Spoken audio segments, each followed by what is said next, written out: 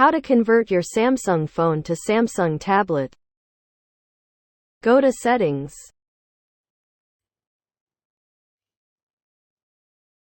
Go to Developer Options.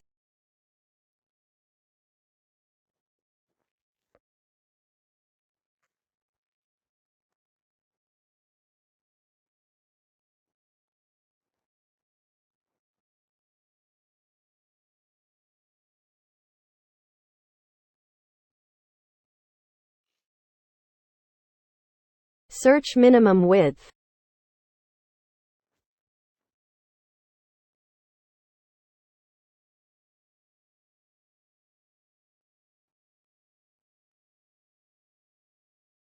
Change the width to 611. Now your phone is changed into Samsung tablet. Now change your font settings. Go to Display.